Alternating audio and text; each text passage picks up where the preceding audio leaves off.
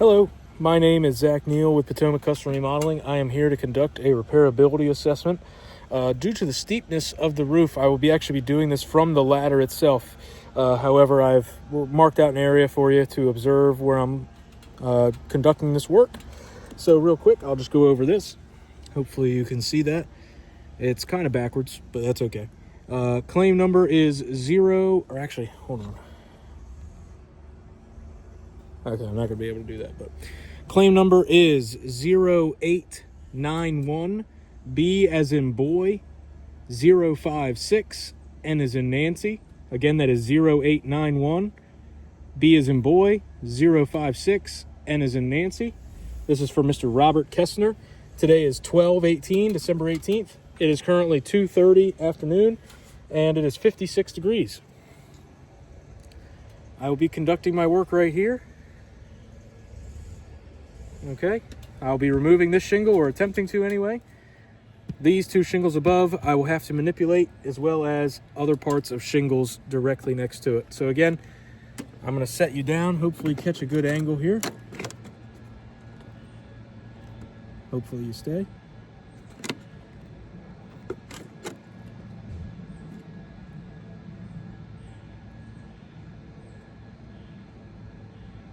It might not work,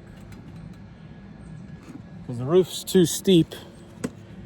If you see, if I even put you there, that's how steep the roof is.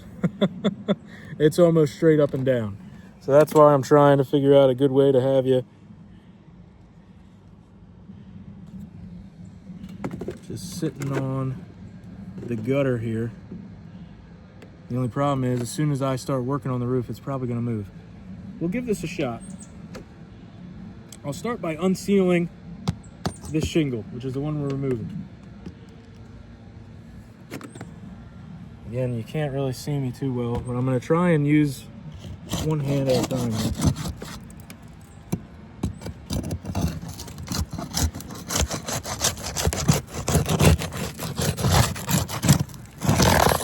The shingle is now unsealed. Next one. These shingles are barely sealed down at all. These shingles are coming up extremely easily.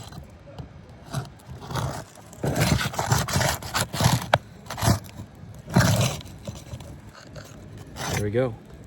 The shingles are up. I'm now going to try and set you down, because I got to get these nails extracted here. Oh, well, that'll do it. The nails aren't even really in the shingle. I wouldn't be surprised if I could just pull that shingle right out. Yep, I probably could.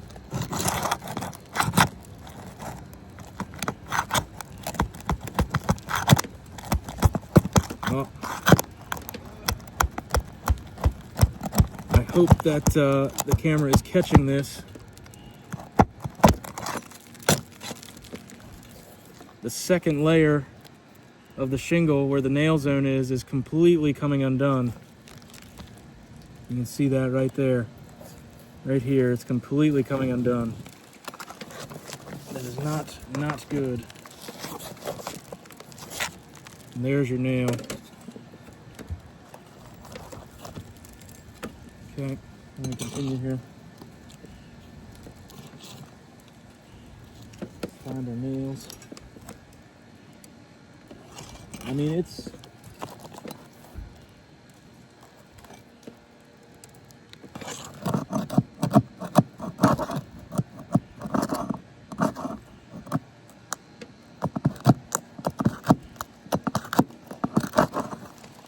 This has gotten to the point where I can basically lift this shingle right off the nail.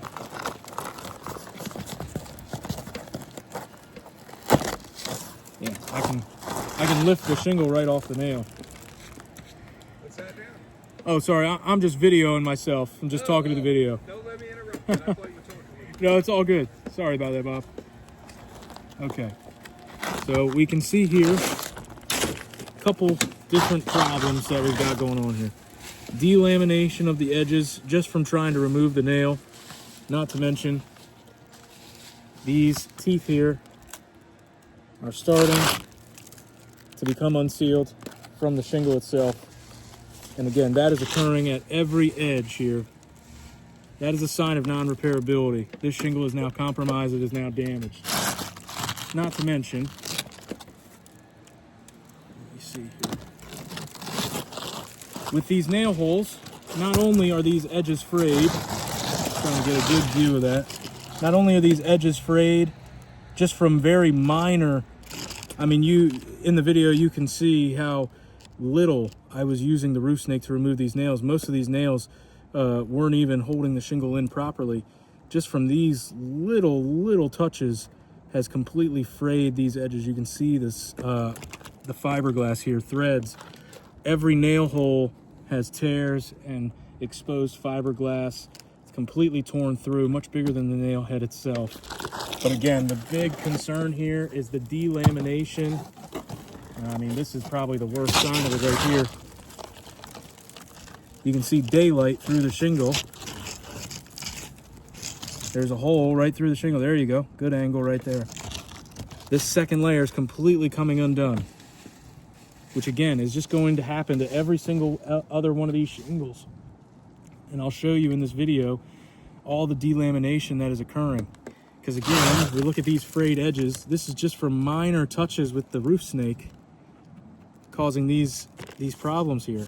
And then again, like I said, these appliques, which is what's providing the structural integrity for the shingle, completely becoming unsealed due to the repair.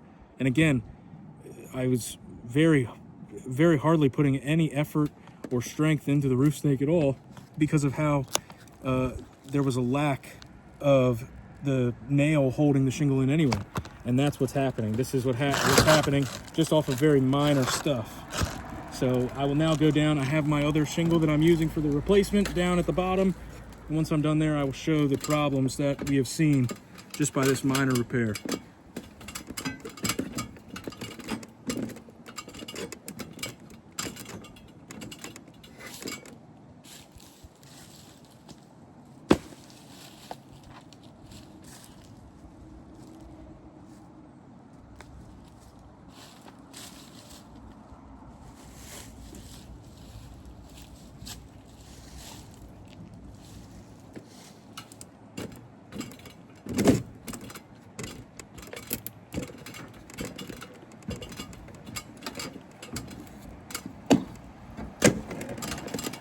All right,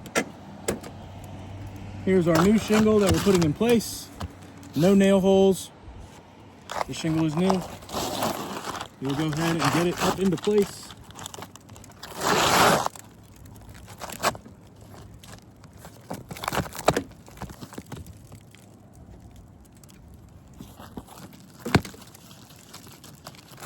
Make sure it's in the right spot.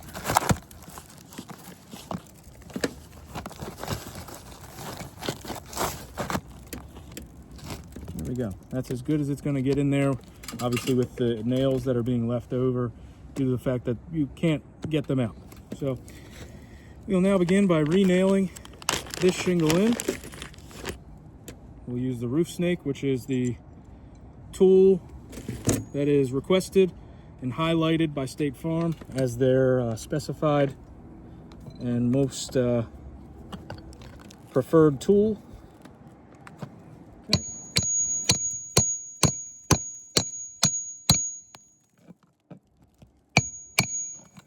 That's one nail driven in. You can also see here, these edges are beginning to fray very badly. This fiberglass is starting to show extremely. Not to mention, we'll get to this when we get to these other shingles. There are some very heavy amount of tears right along the edges. Again, I'll show you this once we're done with this repair. But that is not good. Those little tears are going to become big tears after very minor wind events. And again, there's been very little pressure applied, very little force.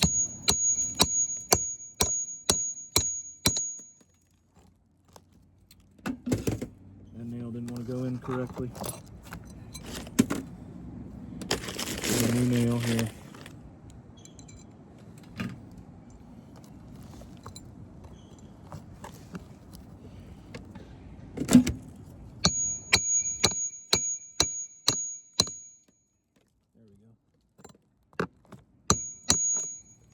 She's flush. Again, every time I'm using this roof snake along the edges here, we're seeing some really aggressive tearing along the shingle. And again, that is just not what you want to see for repair, for something that we're trying to repair.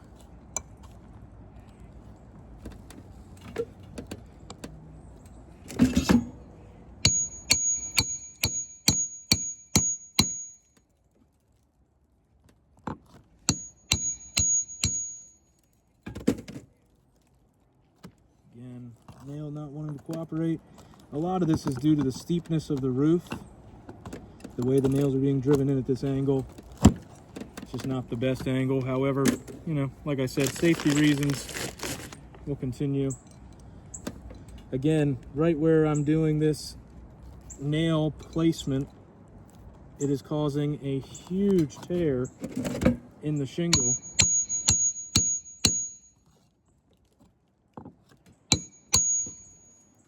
I mean, that is not good. Again, that is now, the structural integrity of this shingle has now been compromised.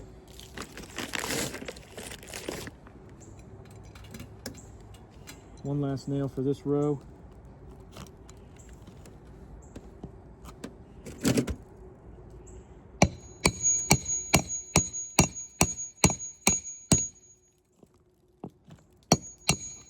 Again, right where I'm putting the nail in, another tear all the way down here. That is now 4 tears for 4 nails. Not good at all. Okay, also this shingle above, that's 1, 2.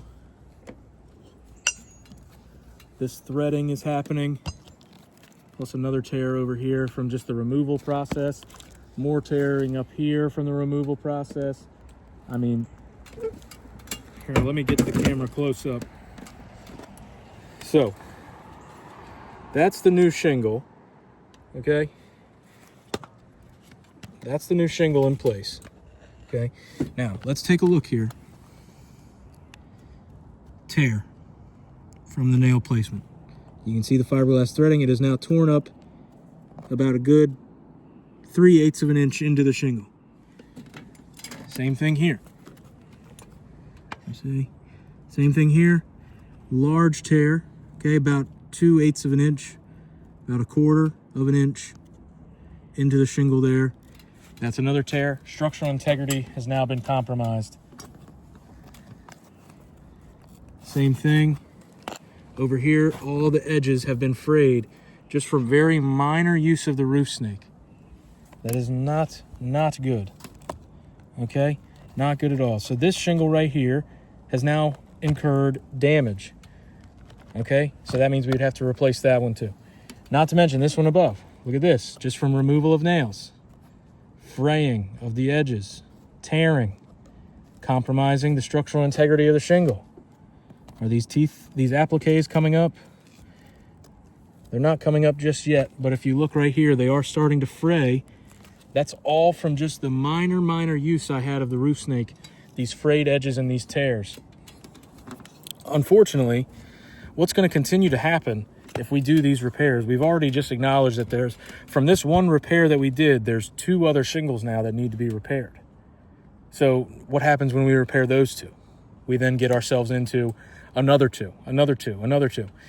Eventually, until it gets to the point where it's the whole front slope will end up getting replaced just based off some minor repairs. I mean, this roof couldn't even handle very minor use with a roof snake. I mean, imagine a high-grade repair. And for that reason, that is why I'm going to have to fail this repair assessment, because we've got tear there, tear there, tear there, fraying there, frayed there, there, some more fraying there. We've got 1, 2, 3, 4, 5, 6, 7. In one spot, we have 8 instances of tearing or the fraying of the edges, which again is going to make sure this shingle has now lost their structural integrity. Their water shedding capabilities have now been diminished. These tears right here are just all that's going to allow now is the nail heads right underneath are now going to allow water intrusion, which can then cause leaks, can cause significant sealant issues. All these types of things are why I actually have to fail this. I have to fail this repair assessment. Unfortunately, I don't believe as a contractor, as a roofer here who has done hundreds of these types of repairs, I just don't see how this is going to bring the homeowner back to, you know, where they had a clean roof with no damage on it. I can only see this repair causing further and additional damage. And for that reason is why I have to fail this repair assessment. So again, I am Zach Neal with Potomac Custom Remodeling. Thank you for your time today and have a great day.